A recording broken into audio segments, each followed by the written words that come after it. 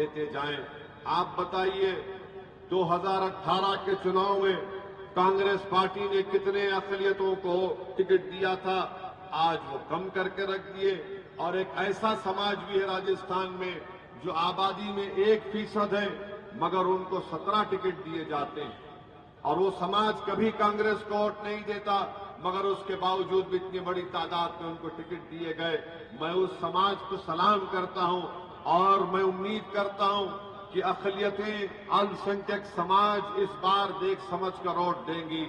यकीनन बीजेपी को हराइए, यकीनन कोशिश करिए कि राजस्थान में बीजेपी की सरकार ना बने। और फिर ये भी मैं कहना चाहूंगा कि 2024 के लोकसभा के चुनाव में हमको और आपको कोशिश करना पड़ेगा कि तीसरी मर्तबा इस देश के प्रधानमंत्री नरेंद्र मोदी ना बने, मगर इस बात का भी ख्याल रखिए कि अपने घर में भी चिराग करिए।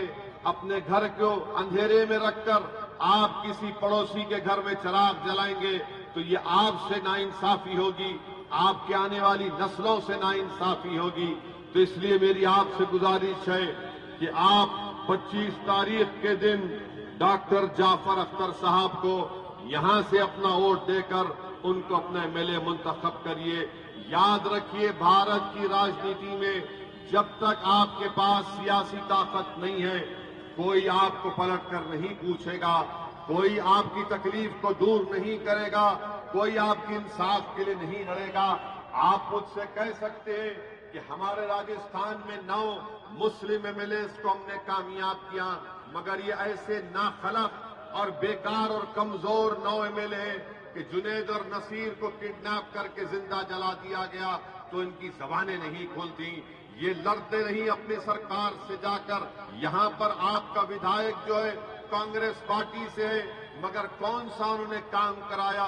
सत्ता में रहकर मुझे बताया गया कि नगीना घसने का इतना बड़ा कारोबार यहां पर था, मगर उनको तमाम को निकाल दिया गया।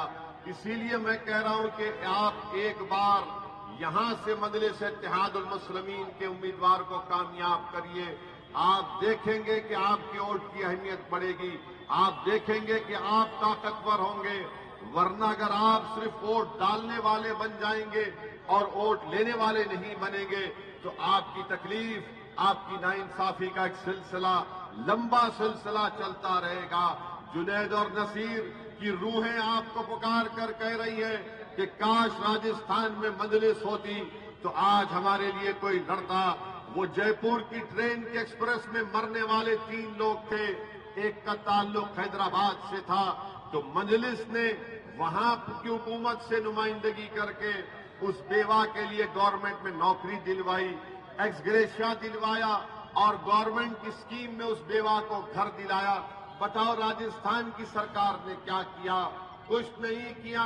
और आज हम जब चुनाव लड़ने आते हैं तो कांग्रेस की तरफ से बोला जाता है कि ओवैसी वोट काटने के लिए आया है, बीजेपी की तरफ से बोला जाता है कि ओवैसी नेशनलिस्ट नहीं है। मैं आपको बता रहा हूं मेरे अजीज दोस्तों, मुझे ना बीजेपी से सर्टिफिकेट की जरूरत है, ना राहुल गांधी से मुझे सर्टिफिकेट की जरूरत है।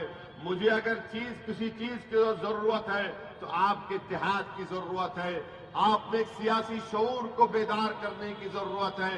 अगर आप इत्तेहाद पैदा करेंगे और अपने वोट की अहमियत को जानेंगे तो यकीन जानिए आपके लिए और आने वाली नस्लों के लिए एक बेहतरीन कामयाबी का जामिन बनेगा।